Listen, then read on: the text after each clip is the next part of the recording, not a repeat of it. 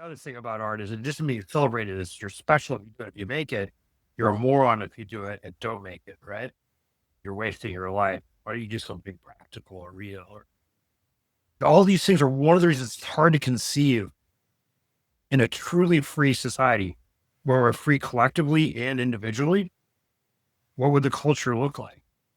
My big question is mostly to do with the social relations of the creation of art under socialism, hence the whole artists union idea. And I do wonder, under a abundant communism, right? Under a communism where there is the abundance that has been created by capitalism now, if this was to set the stage for socialism, I do wonder if this would allow for way more people to create art. And with that, will art have higher standards or lower standards under socialism? Because when one thinks of more people getting into the art space, would this not lead to a leveling of sorts potentially? Or will there be alternative ways of determining like what art is best? Or perhaps could the influx of competition in art under socialism lead to really better art, like people making better stuff?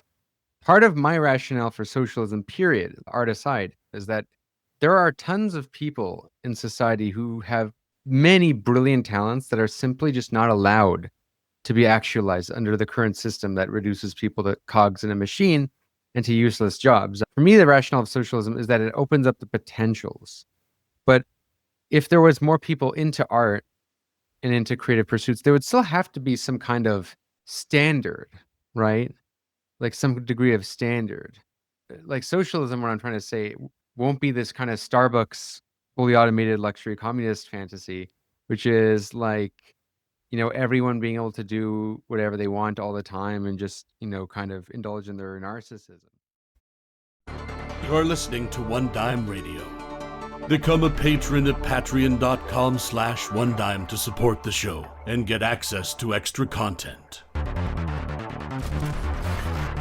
We think that ideology is something blurring, confusing our straight view. Ideology should be glasses which distort our view. And the critique of ideology should be the opposite. Like you take off the glasses so that you can finally see the way things really are. When you talk about a revolution, most people think violence without realizing that the real content of any kind of revolutionary thrust lies in the principles and the goals that you're striving for, not in the way you reach them. Philosophers call someone a relativist, by which they mean it's a person that holds that any view is as good as any other view. My simple response to that is this: no one holds that view. No one believes that every view is as good as every other view. Welcome to One Dime Radio. Today I'm here with Adam Turl, author of the book Gothic Capitalism, published by Revol Press, a publisher which I'm also publishing a book with, and it's only a matter of time until it actually gets done. Happy to publish with Revol and promote any work that comes out of there. Adam wrote this great book on art and capitalism, and we're going to talk about various themes pertaining to that, such as, how has art changed in the age of artificial intelligence, as well as some of the themes of your book. Now, some people who might see the title will see it as something that sounds kind of old Zero Books-esque, almost old Mark Fisher-esque, that sort of style. The question I always like to ask any author writing a book is, why? Why did you decide to write it? Because we have so much material to consume, so many things competing for our attention. What did you intend on bringing to the discourse with this book, Adam? Yeah, thanks for having me on. So the reason I wrote this book is I'm an artist and a socialist. I grew up here in Southern Illinois, and my dad was a Baptist preacher, and my mom was a high school teacher. And I wrote this book in my mind for an overlapping Venn diagram of working class people, artists, and the left. And what the book was it's based on a series of articles and other things I wrote over the years, trying to reckon what my artistic practice should be about as someone who's a Marxist, but also someone who believes there's more to art than just communication or entertainment or in the commodity form, and how to reconcile that with being a Marxist, and how to think through what it means to make art in a point where images are constantly being created and consumed and distributed everywhere, albeit largely in this very capitalist idiom.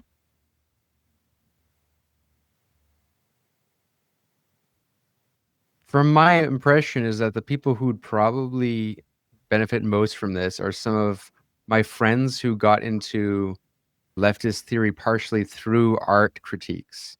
And I think that's what Mark Fisher has as an appeal. Like Ghosts on My Life is one of those books that a lot of my friends who I couldn't get them to, like, I don't know, for example, read like Capital, but will, find Ghosts of My Life interesting and then get exposed to all these ideas. And were you intending on appealing to people who are already well immersed in the art world or people outside of it as well? Because, there's a mixture of accessible writing in your book. Like, it's written quite accessibly. It's not jargony. However, there's a lot of stuff in there that I would say requires a certain basis of knowledge to kind of appreciate.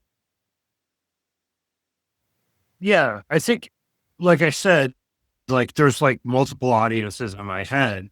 And so, for example, like if I'm talking to a fellow leftist who has sort of a reductive or vulgar way of looking at art and culture, I want to make an argument with them that it's maybe more complicated than they think it is.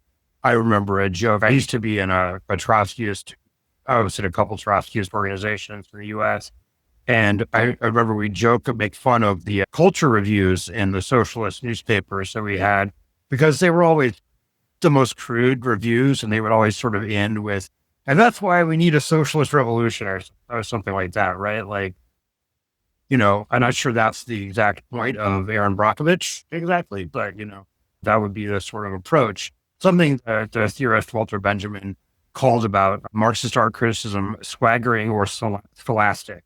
Either just, this proves why, or just the most basic understanding of something. But yes, also arguing with the art world that it's gotten trapped in this place that where it can't save itself from its own contradiction.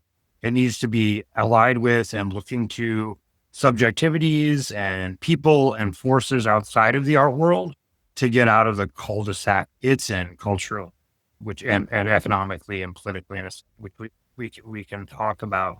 I think there's one of the difficulties is it's really hard to know what you're talking about when you talk about art, because every time you try to define it, you run into problems very quickly, right?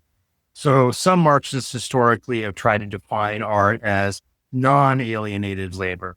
Like in Marxism, alienated labor, workers are alienated from the means of production, from the tools we use to produce things.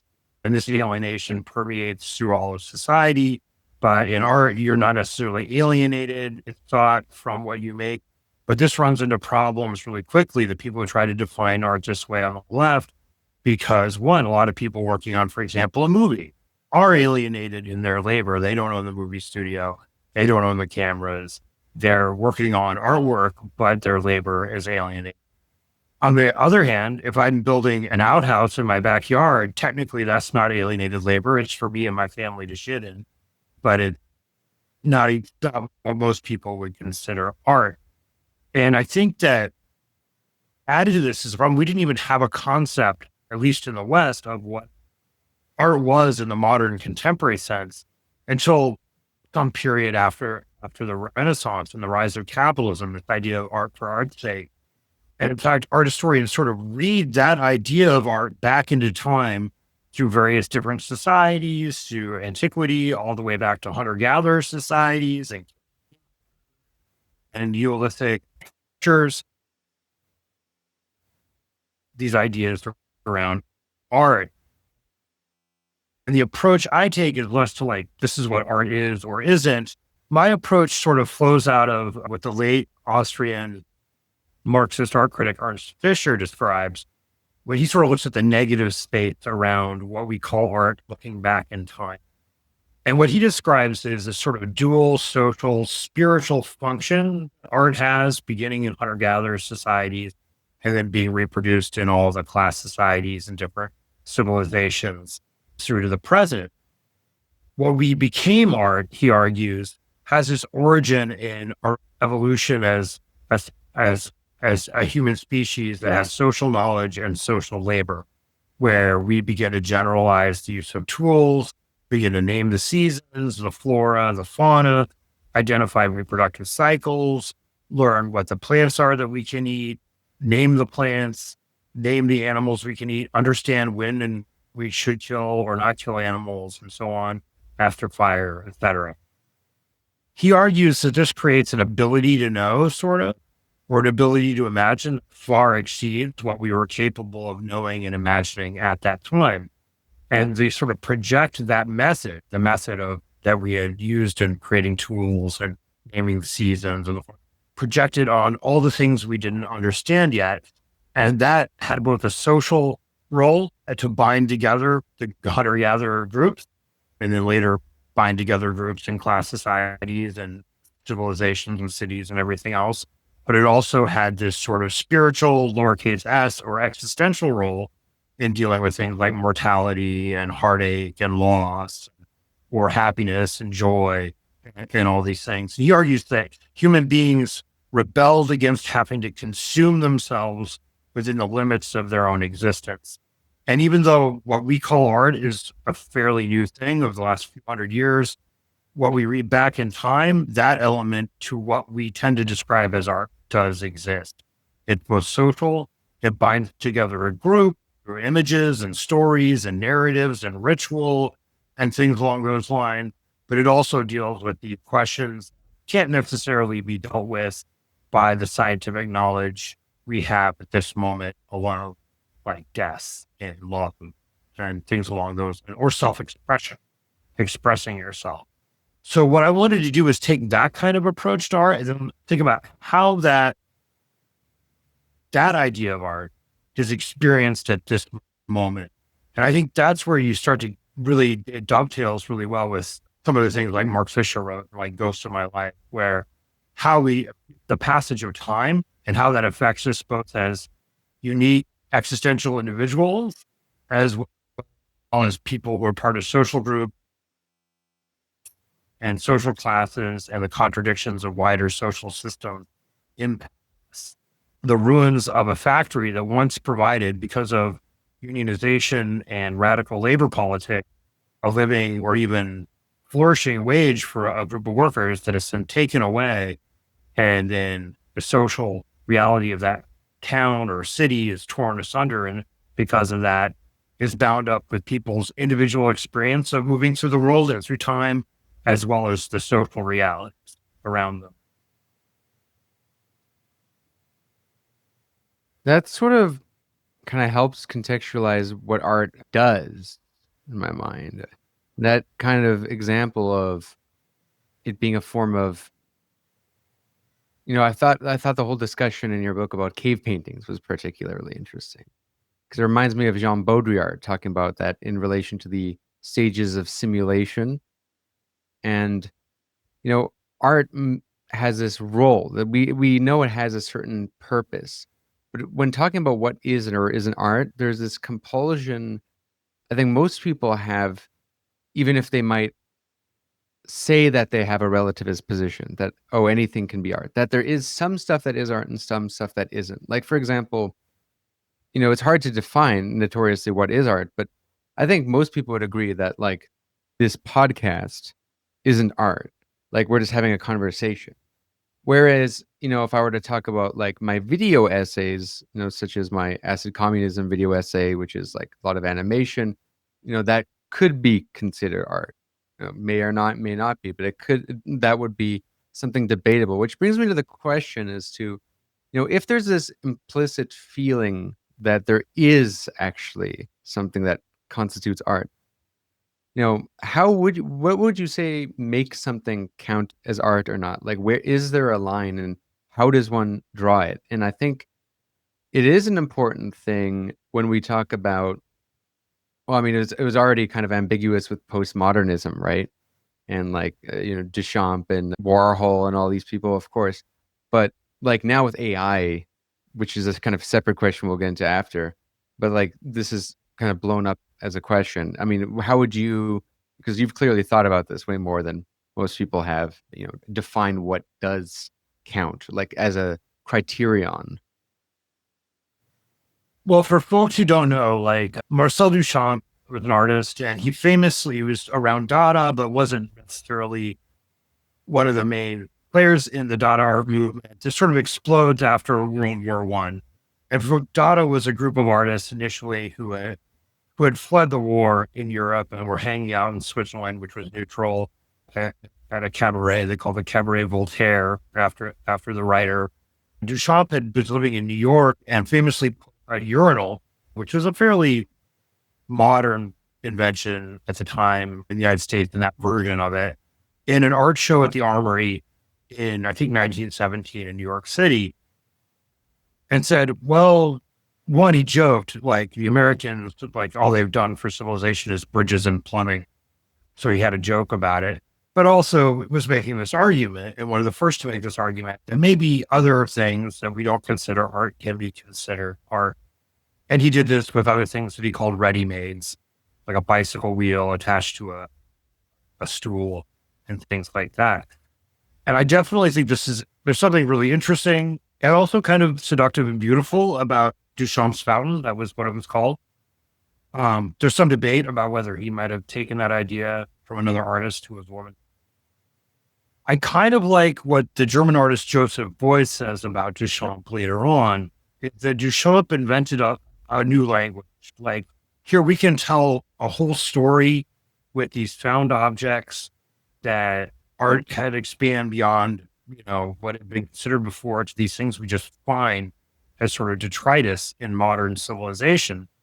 But what Beuys said is Duchamp invented a language, but then didn't say anything with it. The point is to take the ready-made objects, alter them, combine them with other things to articulate new sense. And as modern art waned throughout the 20th century, a lot of people started discussing this as sort of a philosophical art object, sort of the end of what the philosopher Hegel might have described as the collapse of art into philosophy, or the collapse of art into reason, that the art object itself had become philosophical. For Hegel, that meant eventually, like, the art object wouldn't matter at all because everything would become reason and philosophy or whatever. But instead, we get this philosophical art object. And for a lot of left-wing artists, the hope was that would be accompanied by a social revolution of some kind. That there would be anybody can be an artist, anything can be art, and we'll live in an egalitarian society in which everyone gets equal share of abundance, right? And so that abundance of imagery and poetry would be everywhere for everyone to partake in, contribute to, and enjoy.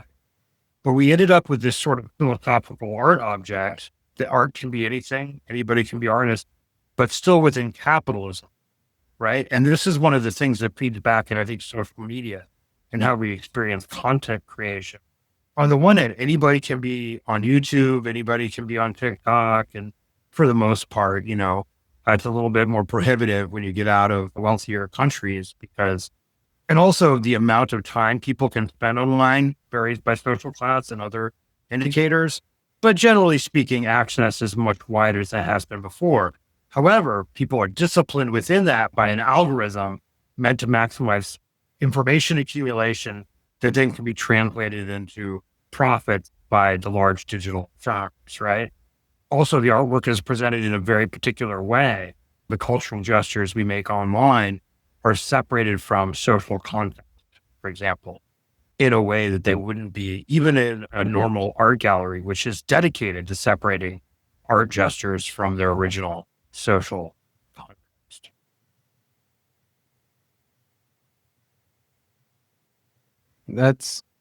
It's one of these simple questions because,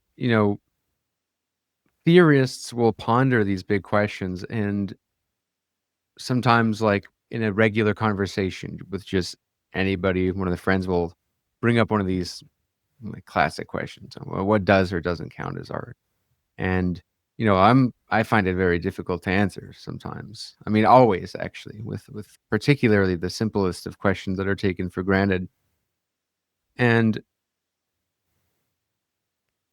I guess sometimes what people think when they want to say something's art or not, they want to also say whether it's good.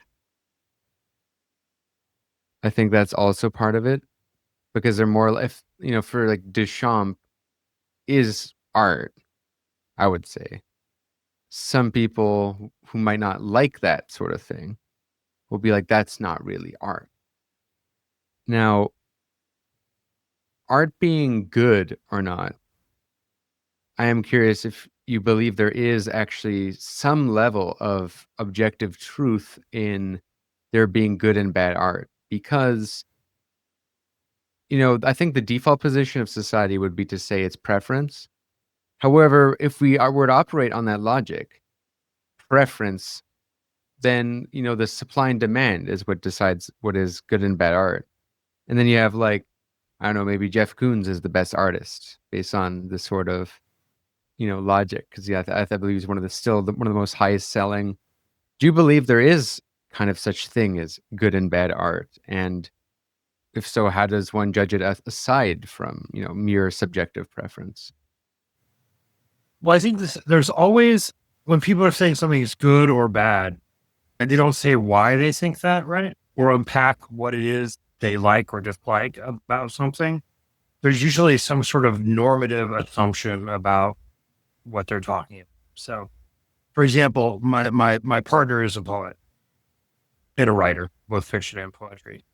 And they'll go to a workshop to discuss work, and people will be like, will criticize a poem or a story, say, this part is distracting, or this part takes me out of the poem, or something like that. It's all based, these kind of criticisms are based on a normative assumption about what a Platonic ideal of a story or a good poem would be, like the Platonic forms, the ideal version of.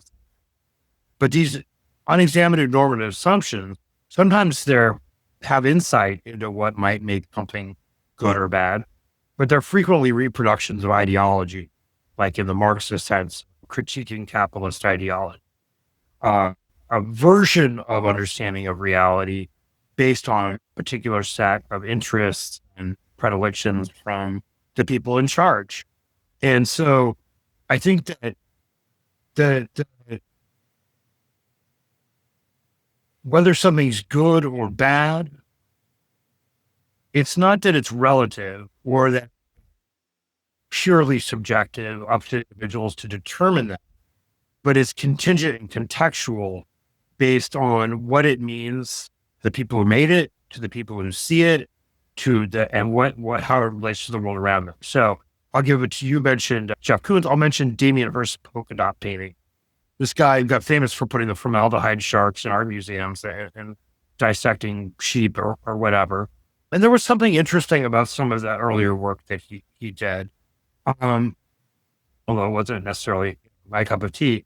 Made all these polka dot paintings that were mass produced and then distributed and sold for thousands of dollars and stuff like that.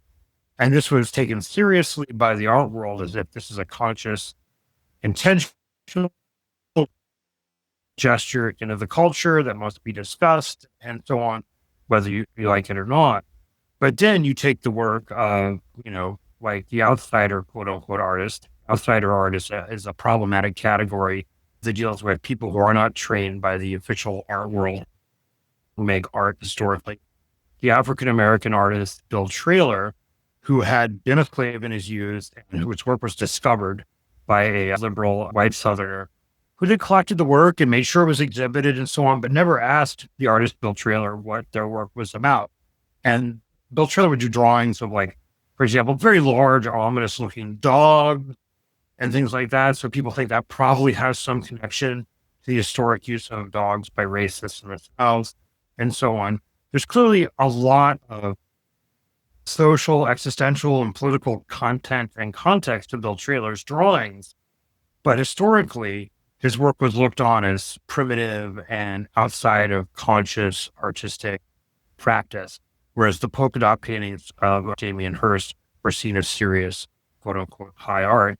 Those are normative assumptions, right? Like that this is high art, or this belongs in the art gallery, and this is outside art that's crude and so on. And I think that those kind of normative assumptions flow through a great deal of culture. The thing is, they shift constantly. So, the example I talked about before and it's based on Claire Bishop, a recent book on attention economy and art, where she talks about normative attention. So when people complain the kids are spending too much time on their cell phones or whatever, although now it's middle-aged people or whatever, they have a normative assumption about what you should spend your time on, which is, like you should be reading a book or, I don't know, building a cabin or looking at one painting for 10 hours or whatever. Now, I'm not saying there's anything wrong with those things, but that's also a normative, that's also a byproduct of capitalism. The idea of deep attention, that you spend a long time with one thing, is born of a celebration of individual quote unquote genius that mirrors how the capitalists see themselves. The reason the bourgeoisie came up with the idea of art for art's sake is because it mirrored for them the celebration of their individual specialness as self-made men. So I built a factory out of nothing. They built it out of the exploitation of other people. I became rich because I'm so smart. They actually stole stuff from real designers, put in their heads they're this. And then they celebrate the artist, the individual artist, for the same reason. But now capitalism has produced this sort of algae bloom of images. The modernist avant-garde, that sort of kilos of progress aesthetically and conceptual innovation in art is over. And so now the image itself starts to look a lot like a widget or any other commodity form that can be remixed and broken down and turned into the most basic commodity unit. And I know you're going to ask about AI later, but I think AI sort of represents this. It's the remixing of the widgets into new widgets without any sense that the individual thing is important in and of itself. What matters is how it's related and shaped by capital. That's a really good point, because I can't find myself able to define really easily what is good or not, a good art or not, other than the art having an aura, right? As Walter Benjamin talked about. Now, like, of course, he thinks that all mass-produced art, kind of loses its aura. But like the fact that, if art has an aura, it's something that gives it a distinctiveness that it just can't be recreated easily by anybody, right? And that's sort of my, like, I guess, litmus test for, when I'll be saying that's like really art, because if it can just, anyone can just go and do that.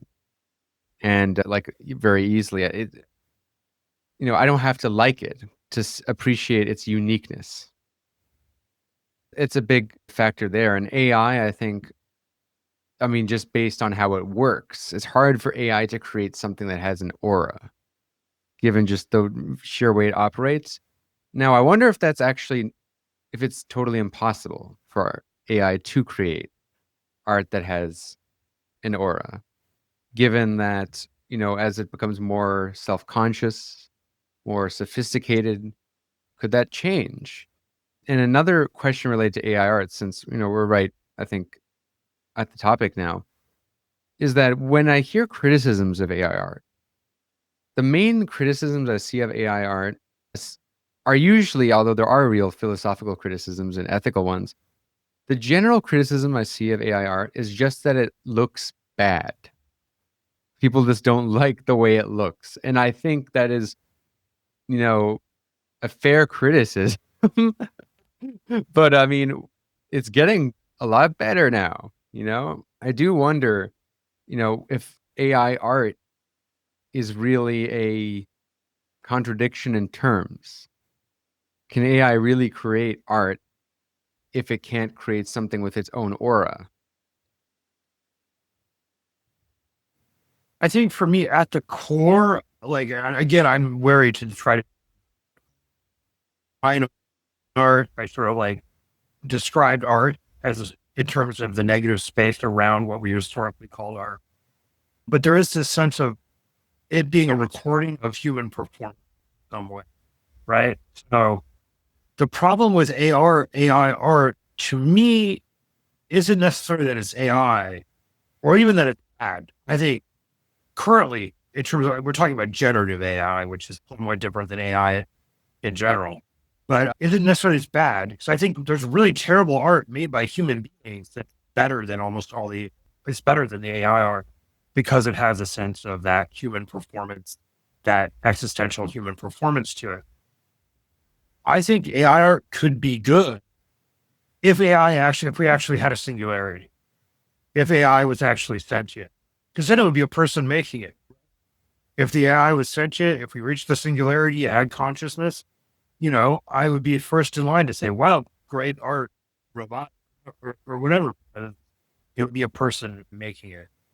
Now, like, whether AI generated art can accumulate aura, I don't actually know. I tend to agree with the art critic on Tumblr, who was one of my professors at one time, who talked about the aura, Benjaminian aura, the aura of the unique work of art, being about both time as being about distance, both in time and space. So one of the things he argued, and I agree with this, is that mechanically reproduced images can take on aura over time, or can take on aura because of the ritualistic nature of their use.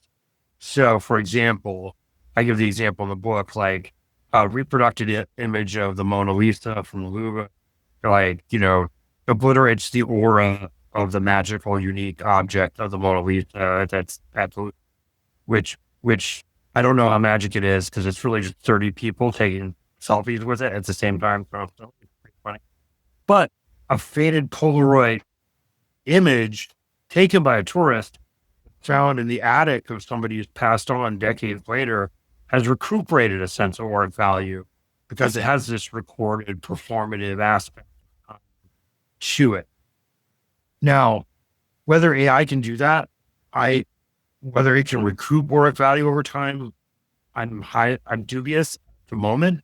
However, if all these things lead to an AI in the future that is sentient, maybe it will take on some sort of retrospective meaning, will be projected into these images. Because that's part of this thing, I think, that is important for us to understand, that the aura of a work of art and the meaning of a work of art is not something that's just centralized into the work of art. It's something we project into it based on our own experiences and our social relationships with everybody around us. So another example from the book, and I took this from the art critic Ben Davis, is Guernica by Picasso. There are some references in the painting Guernica to Spanish history and mythology and culture, and some telegraphing of the story of what happened to Guernica when it was bombed by Nazis at the behest of the fascists in Spain during the Spanish Civil War in the 1930s. But it's not very overt. A lot of the anti-fascist and anti-war imagination that's imbued that painting with, because the painting was toured to raise money to support the Spanish Republic during the Civil War against the fascists, and because it was used in anti-war and anti-fascist demonstrations after that. And so we've created this meaning we project into the object. It's hard to imagine us doing that with AI-generated images in the same way, although it's possible and things are constantly shifting and changing.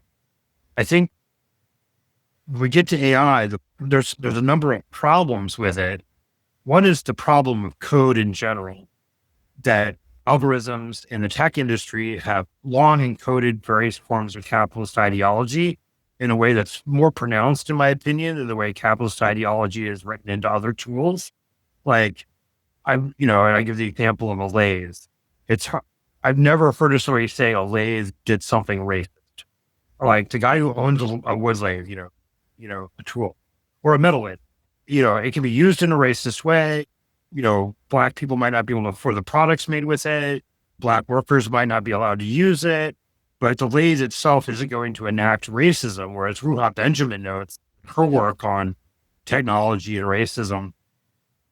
It's a regular occurrence for digital tools to enact racism in their programming. For example, in hiring software or in profiling software for criminals, facial recognition software, having the wrong people arrested, and so on. You have capitalist ideology written into code in a more general sense. as well as in the ideology that surrounds the constant fetishizing of technology in our society, like Barbara Cameron wrote in their classic 90s essay, The California Ideology. I've heard reference before by, I believe, Nick Cernak, another CCRU writer, with kind of this, I wouldn't say definition, but this analysis you're laying out. What I'm starting to think is that if the question of what constitutes art is not whether it's good or not, because AI can create good looking art. I mean, wasn't initially, but it's starting to now. And I think that's why the discourse has shifted with the new ChatGPT updates, because people are seeing, well, it actually looks pretty good, but like it's able to just copy Miyazaki type art, for example, or copy whatever style.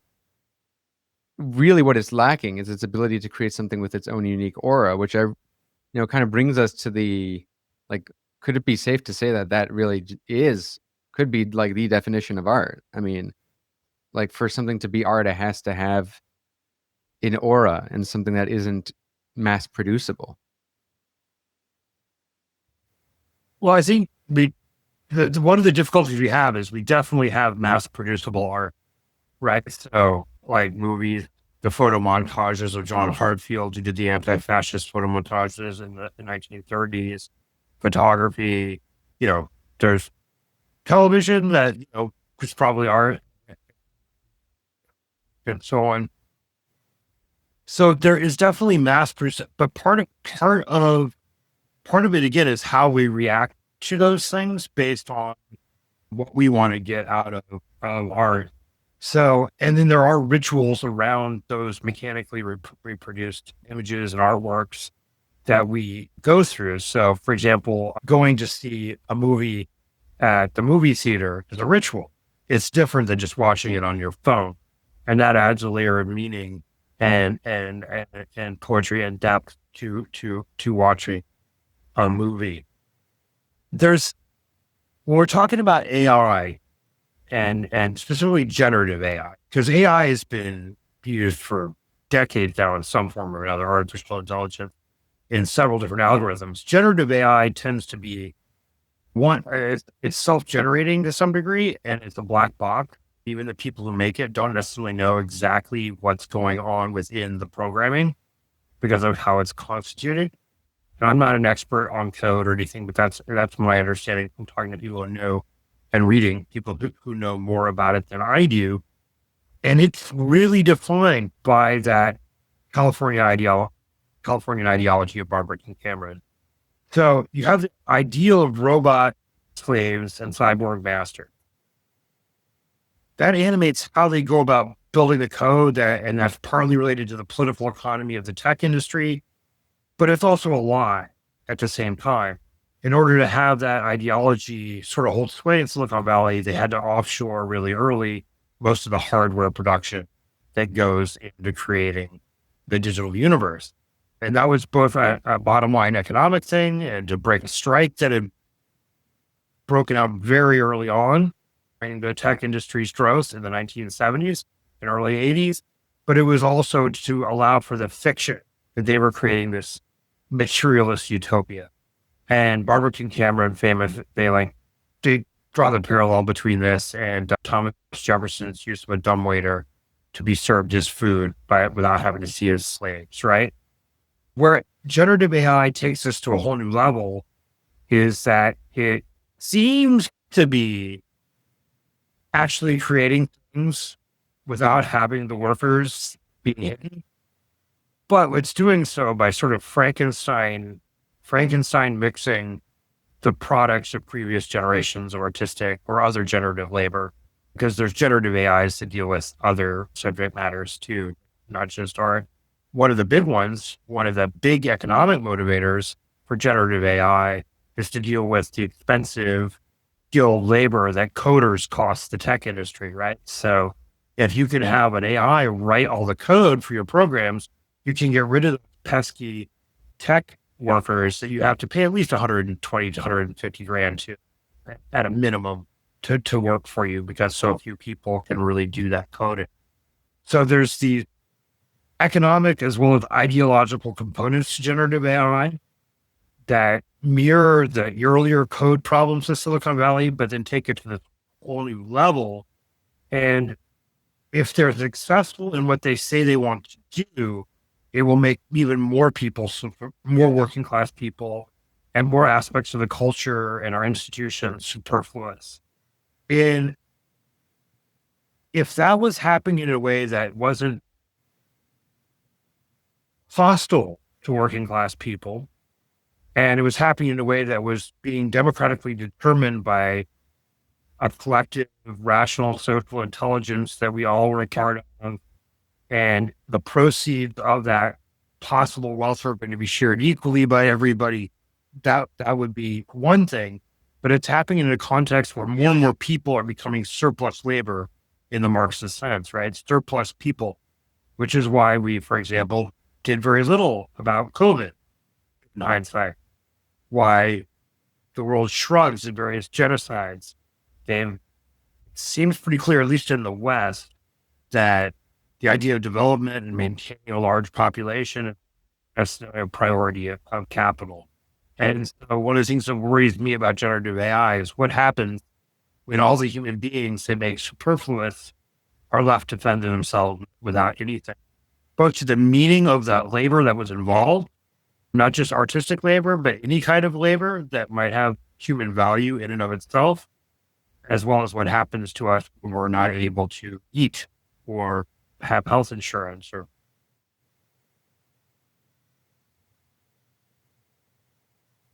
So there's one counterpoint I've heard made with regard to AI, which is that because art, encompasses many different things, it's not just like painting images, but like film production, YouTube videos, or animation, all sort of things.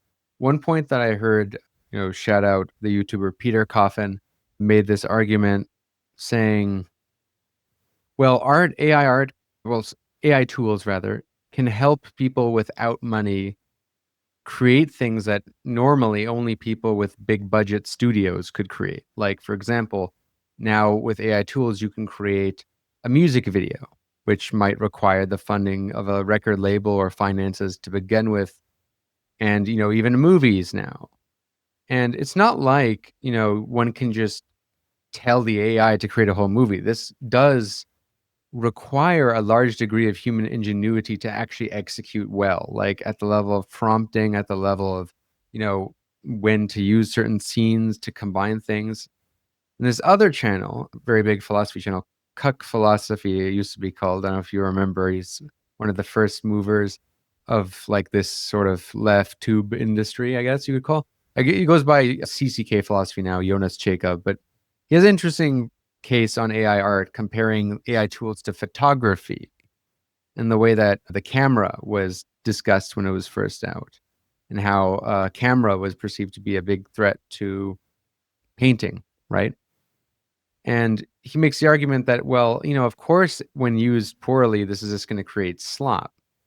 But if used well, if these tools are, used in creative ways, they can actually not only create art, but they can also allow people to do things that they might not have simply been able to do before, right?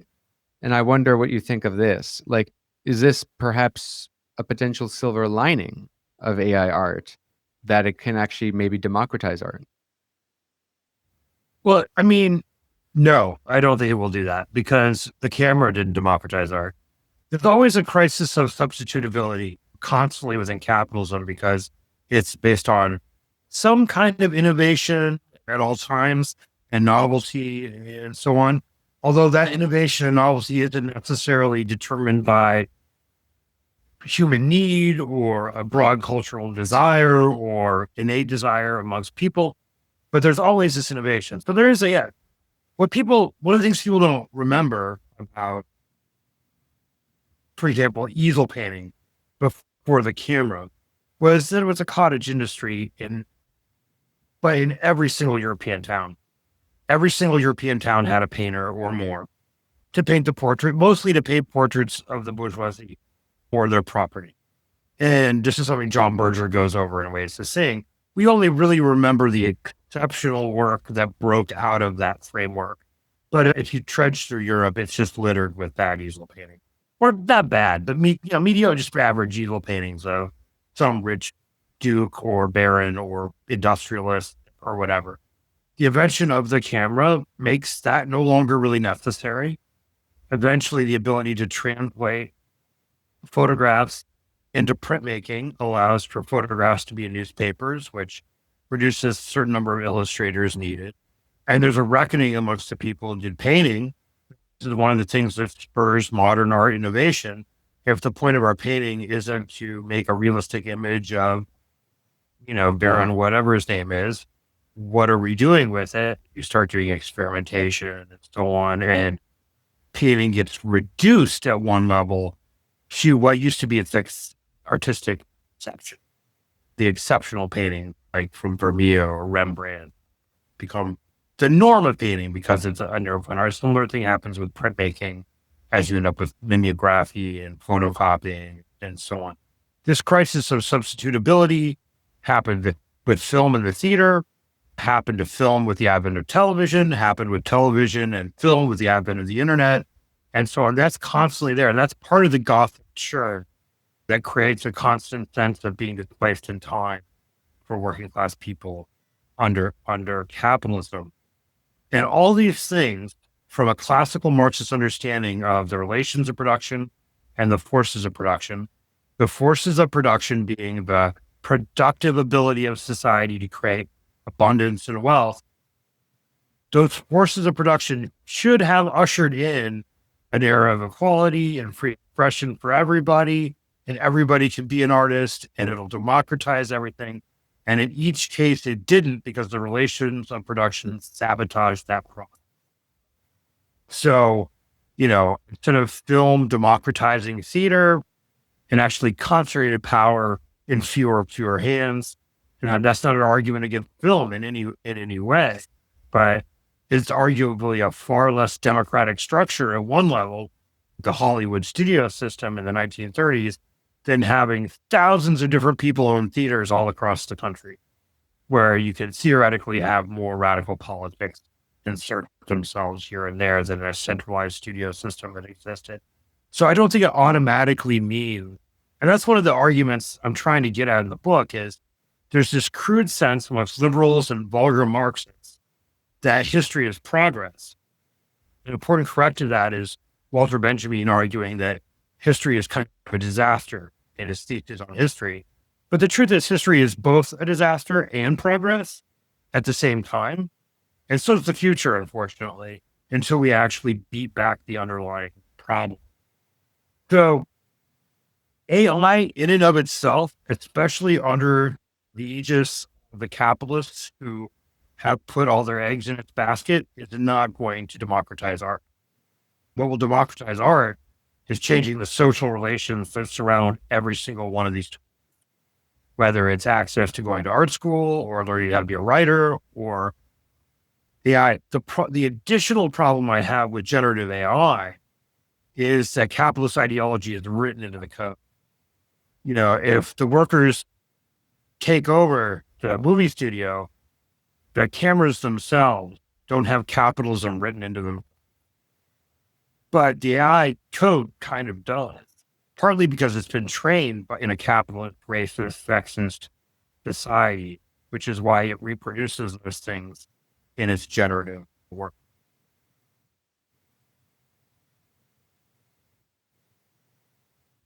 If that makes sense.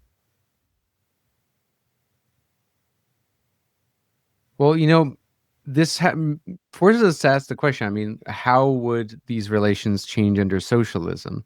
I kind of wanted to wait to get to that, but I mean, it's perfect time to get into this now, in my view, because one thing that I was thinking is that, there was this ongoing debate about intellectual property, still ongoing, with regard to AI, because there's this concern that AI can be used to copy people's work, right?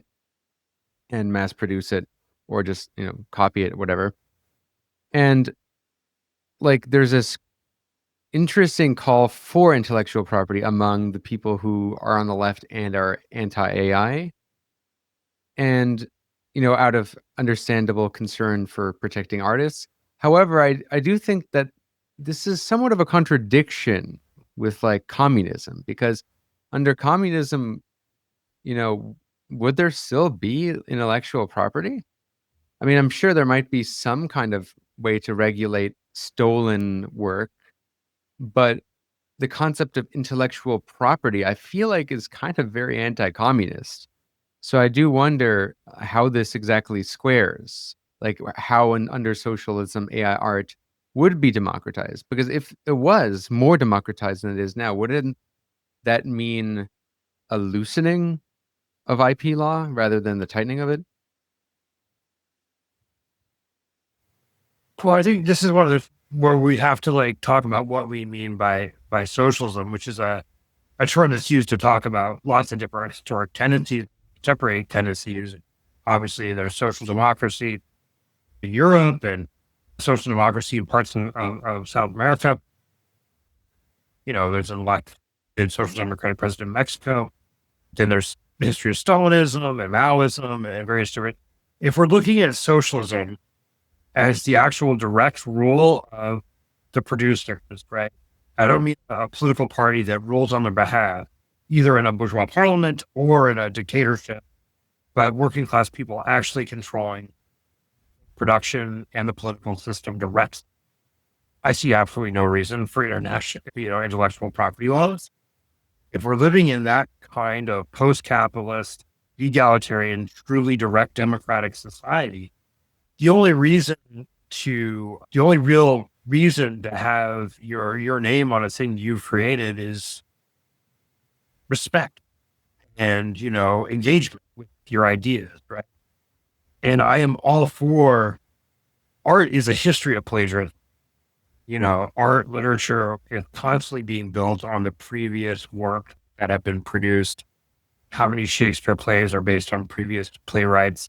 Brecht stole things from Shakespeare and other playwrights in their plays and actually had a defense of it as revolutionary plagiarism. And those things are remixed and recast and recreated in music and hip hop and so on. Art is always in a conversation, both with the world as it is and previous generations of artists that it is taking from and arguing with.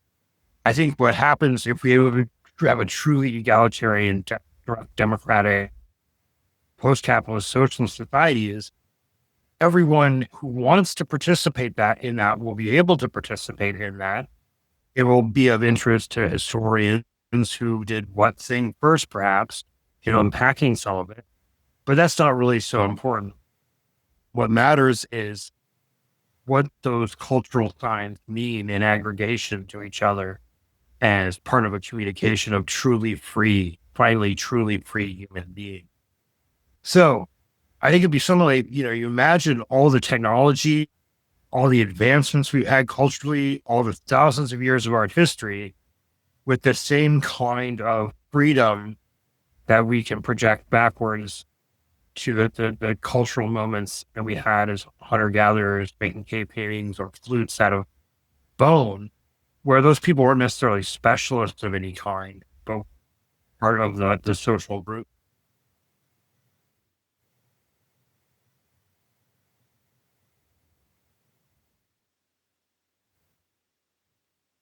It's a hard question because,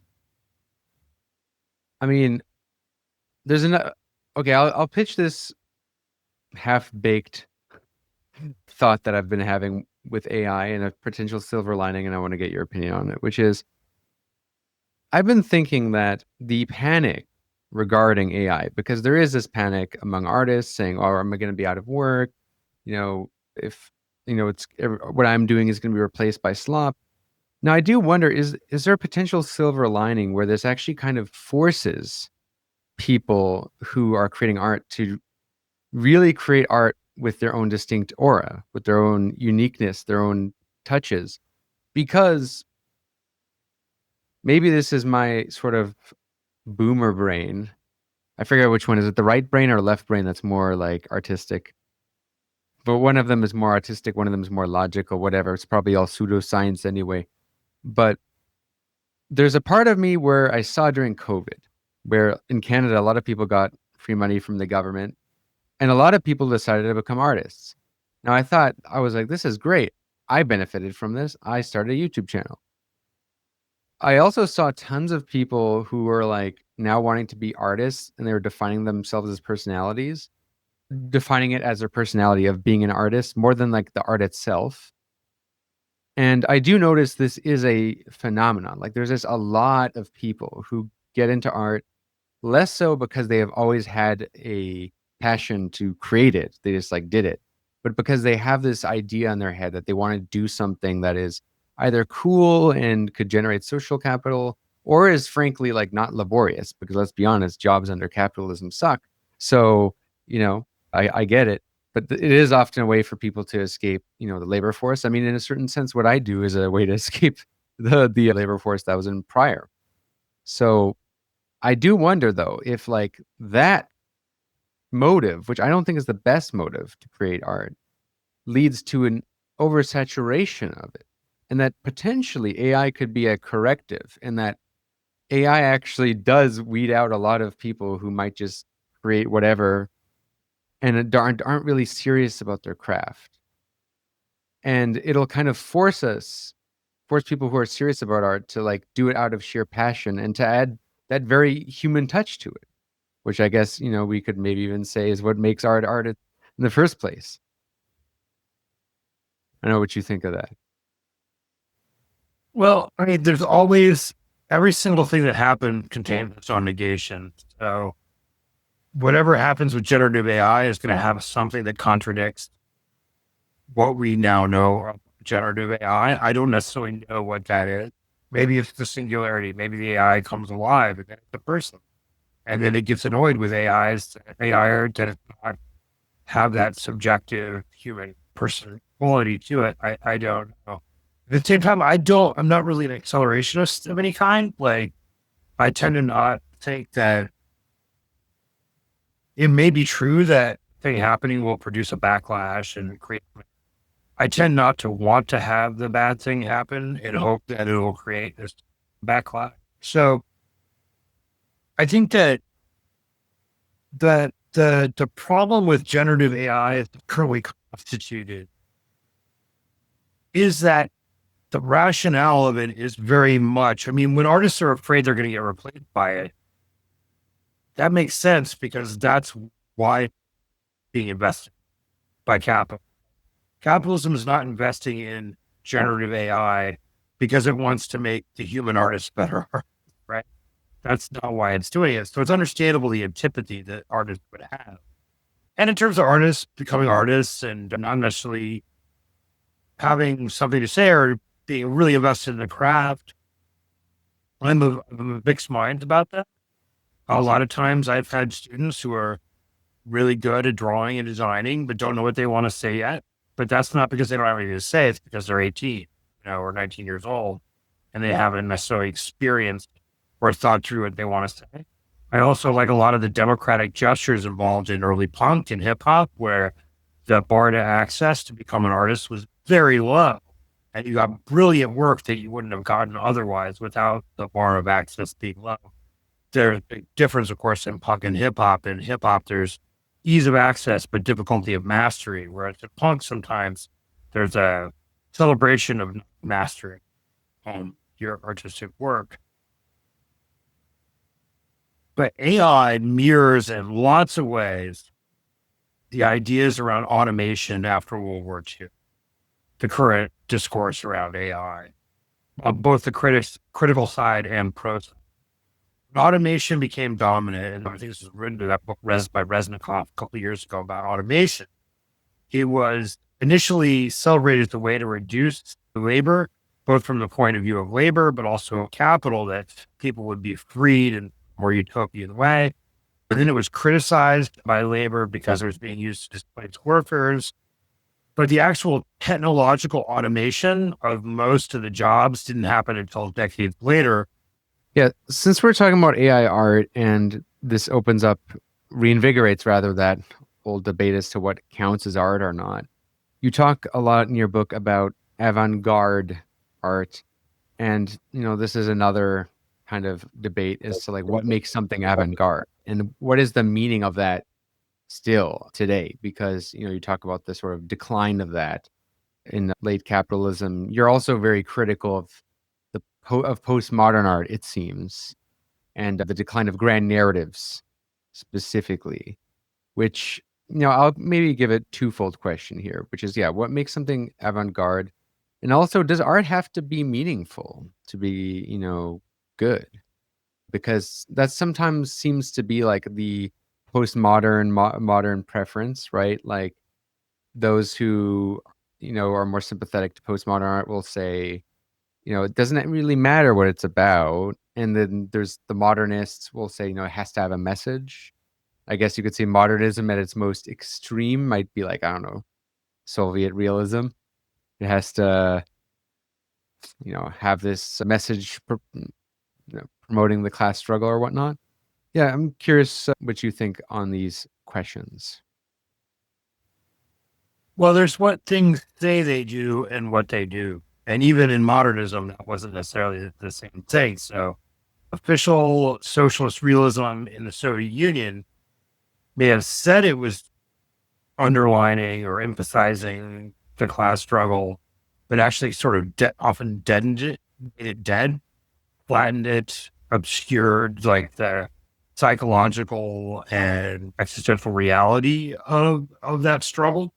Whereas there was art, potentially dissident art in the Soviet Union, like that of Ilya Kabakov, actually dealt with the reality of working class life in the Soviet Union in a surreal and in a realist manner, like in the famous installation, The Man Who Flew into Space from His Apartment, where basically one of the small working class Muscovite apartments gets turned into this device that can launch a guy into space. So what something says it does and what it does do are not necessarily the same thing. But the postmodernists, they were right to observe what seemed like an attenuation between sign, the artistic gesture, the word, the image or whatever, and the thing of referencing it in late capitalism or neoliberal capitalism, where you start to get things like postmodern pastiche in architecture, or just quoting like a noir movie in an advertisement for toothpaste or whatever. There definitely was this attenuation, but it wasn't a complete divorce between sign and referent. That was a temporary expression of the overproduction of images that was beginning to happen in the economy. I think, does art have to be meaningful? I think once it becomes art, whatever the intention of the person who made it, if it resonates with people, it tends to take on meaning, and that's part of, and it may not necessarily even be directly intended in the work. It accrues that meaning over time. So it might be that a blues song from, I don't know, that a rhythm and blues song by Big Mama Thornton was just something that was for fun in the middle to mid, second to third part of the 20th century. But it accrues new meaning because of its recollection in the social context, how people felt about it when they listened to that music.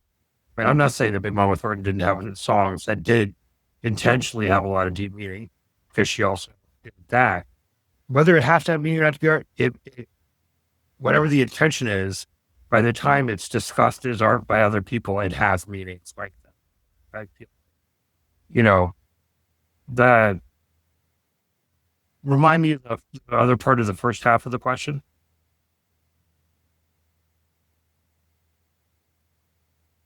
I'm mainly asking about the decline of meta narratives and the broader question as to what that also leads to, being that, like, does art have to really, quote unquote, mean something? Does it have to be, make a statement for it to, matter, to be good? Because that is like an instinct a lot of people have. I mean, admittedly, same, although sometimes I'll, come across something completely random and appreciate it.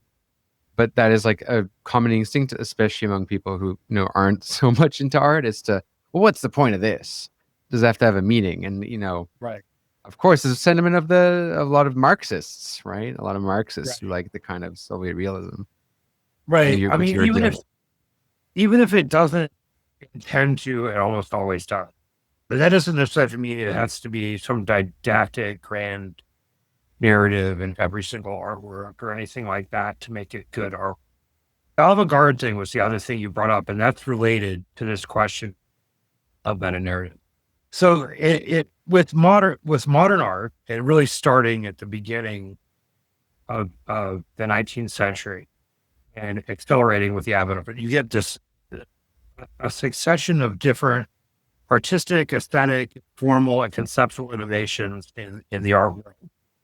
Partly because of the crisis of substitutability, because of photography, but then also because, and this is my understanding of it, you have in what had been a pre-capitalist culture, you have artists figuring out what the language of the new capitalism culture will be, right? So a lot of what the modernist avant-gardes did, and you have this sort of history of avant-garde art movement arguing with the previous generation of artists. So you have Romanticism, which is really arguably the first modern art movement, followed by the Realists. The Romantics rejecting the sort of failures of industrialization and the failures of the democratic revolutions. Many of them have been supporters of, for example, the French Revolution and become disillusioned after the Terror and the Thermidor, and then Napoleon coming into power, the Napoleonic Wars. Artists like Beethoven or Goya or William Blake in England. Then you have the Realists, and this is often associated with the beginnings of the socialist movement in Europe, depicting the real life of peasants and workers in different versions. The French Realists, the Russian Realists were called wanderers. Or a few decades later, obviously Impressionism and Cubism, and then you have like Expressionism, Fauvism, the succession of modernist avant-gardes. And what they're doing is responding to how culture is changing as capitalism develops, and you have the vicissitudes of class struggle and social change, inputs from the colonies that Europe is developing around the world into the culture in Europe in particular, and the creation of modern arts through the succession of styles. And it's called avant-garde, it's advanced guard. It's like a military term. It's where the artists who are figuring out the next thing that's happening to culture at the time. And that has salience for really about 200 years, but then stops having salience because the culture becomes what it is. There's no longer this innovation of styles and conceptualization because capitalist culture has completed its enclosure of the culture that had come before, particularly in Europe, but all over the world at a certain point. One of the things the Dadaists did is they invented press release in the modern sense and culture jamming. They sent notices out to the newspapers in Berlin saying that they had declared a Dada Soviet Republic in a suburb of Berlin. And the newspapers showed up as well as the army. And there was, of course, no uprising. And the Dadaists sat across the street and laughed about it. Right. So you can see the beginning of like things like modern cultural prank show, stuff like that. The end of it, when you have this end of that telos of innovation in the avant-garde, it happens at the same time as the neoliberal turn. So 1970s and 1980s, there's no longer a clear accepted argument about what's next in art. Art can be anything now. Anything can be art. Art is still a commodity. The dream of a post-capitalist artistic utopia is gone for the most part. And this happens at the same time as you have capital declaring itself the only possible. There is no alternative. Margaret Thatcher. You have the collapse of the Soviet Union soon after. It's the God that failed. There's no alternative. And so it seems like artists are at, when this gets reflected in a lot of artistic exhibitions, for example, the Forever Now survey of contemporary painting I talk about at the Museum of Modern Art in 2015, I believe it was, if I remember correct. It argued like there is no history, there is no progress. It's just artists can do whatever they want, sampling from history like it's a buffet, right? And what I argue is that describes how the capitalist class felt at that moment of history around 2015. that they were at the end, they could sample all the culture of the universe safely at the center of global cities like Manhattan or their estates in the country, that time and space no longer constrained them. But what I brought up is that time and space still constrains everybody else, or the working class, the oppressed, and so on. So this sense that there is no grand narrative, which becomes dominant in art school at the same time as neoliberalism is happening, ends up ratifying neoliberalism and capitalist realism. Because if there is no grand narrative, you are recapitulating the grand narrative you inherit from the ideology of the ruling class. Right. So nothing means anything. Well, you're just giving that to capital. Everything becomes a commodity. Every artistic gesture becomes a tato phrase, a thing that doesn't critique or aspire to transcendence. That's why the subtitle of the book is A Victim from Heaven and Earth, because historically, art in the modern art appreciation of art offered either some kind of transcendence from life as it is, or a criticality of the social order, or both.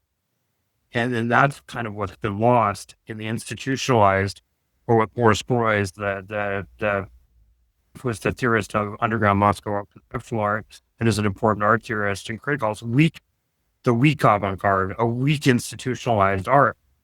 And it's mostly defined by the fact that schooled in the history of the avant-garde and sort of speaks in that idiom, but without that sense of it's making this historic progress or critique that modern art has.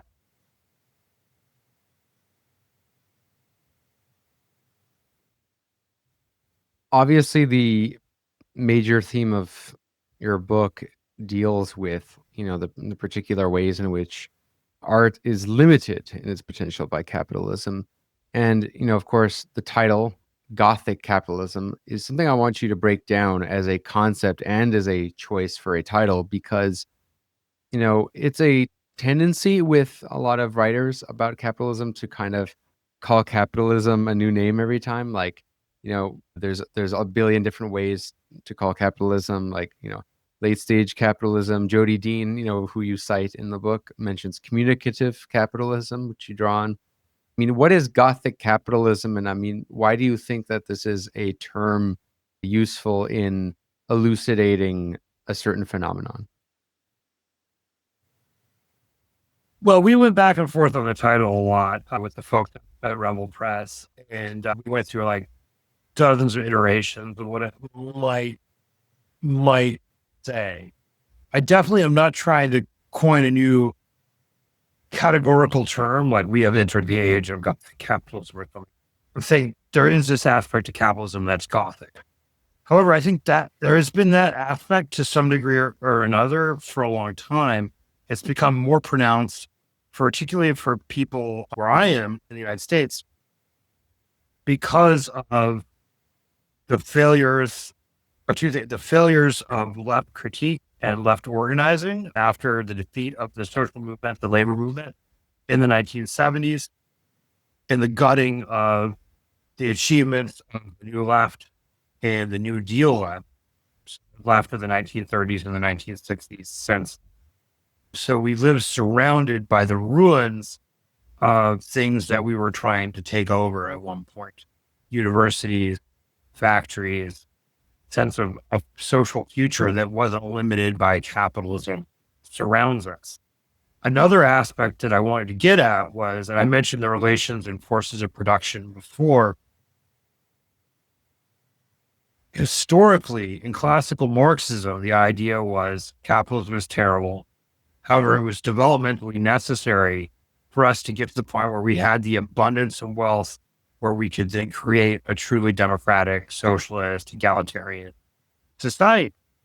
But we are more than a century past the point where we theoretically could have done that. And now the wealth that capitalism creates is turned against us in a myriad of ways.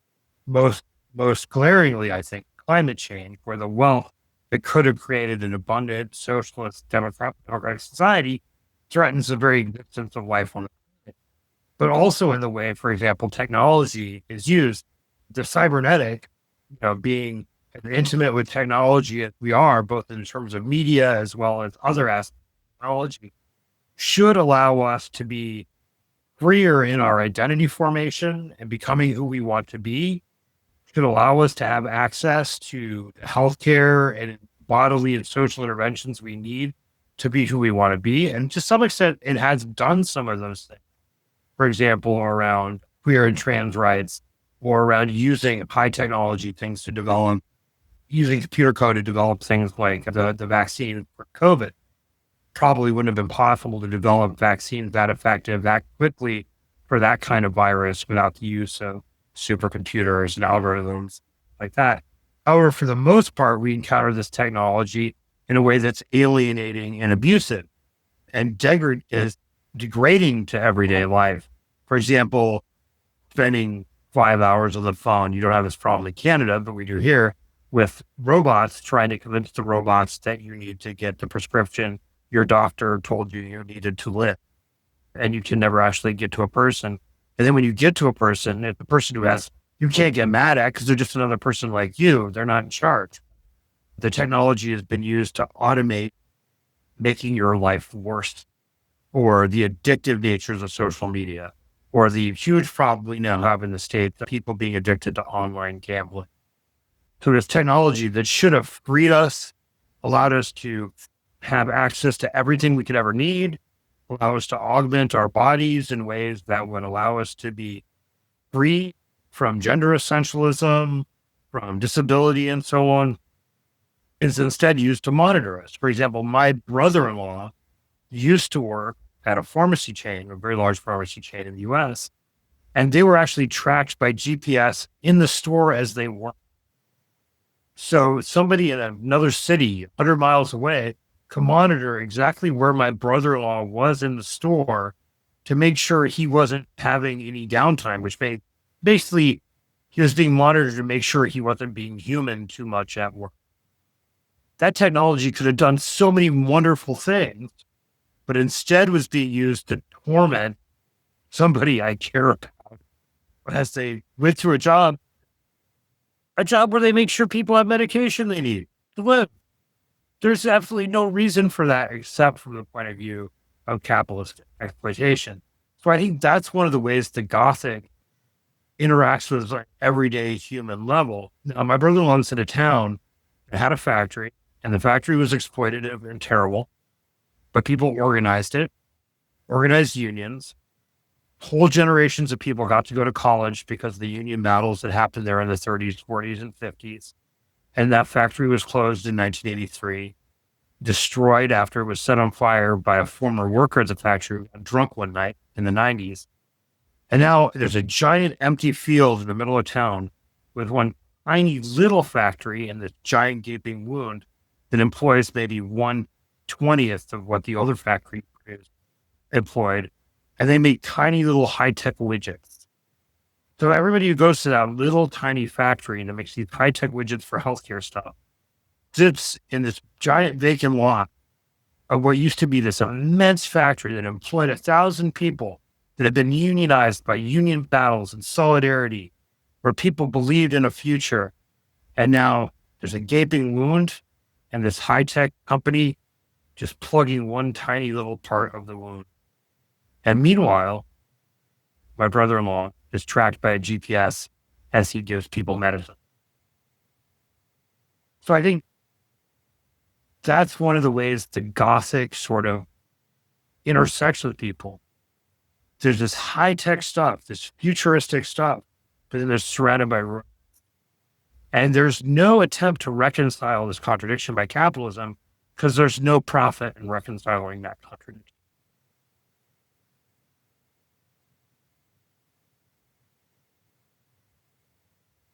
Well, I guess this brings us to art under socialism, which I think could be a whole other discussion of its own, really, but also relevant to some of the concerns you talk about with our current impasse in art under capitalism. We're going to continue the rest of this discussion in the back room on Patreon, which if you're not a patron already, have been listening to One Dime Radio regularly. I'm not sure why you haven't already. It's cheaper than the price of a Starbucks latte for a whole month, less than that. And you get access to, at this point, 60 plus exclusive episodes, and it keeps my whole project afloat. So become a patron if you haven't already, and listen to the rest of the Backroom segment. And don't forget to check out Adam's work on Revol Press. It's also on Amazon, correct? Yes. Mm-hmm. Yeah, so, preferably get it out on Revol, but if you have to, it's on Amazon too. So, yeah, check it out. And see you in the back room. My only hope is that when enough people become pessimists, then out of despair somebody maybe does something. But you know why I also like to be a pessimist? Because it's the only way to have a nice life. If you're an optimist, then always bad things happen and you are always disappointed. When you are a pessimist, then you look around, okay, there are bad, but from time to time something nice happens, and you are, as a pessimist, you are a little bit glad all the time, no?